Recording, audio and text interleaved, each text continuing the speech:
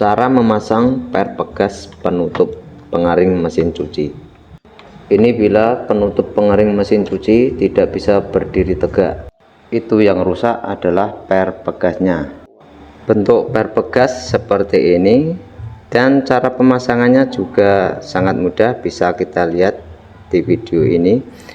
Dan fungsi dari per pegas yaitu untuk menjaga pintu pengaring tetap tertutup rapat saat mesin bekerja dan untuk mempermudah membuka pintu saat dibutuhkan.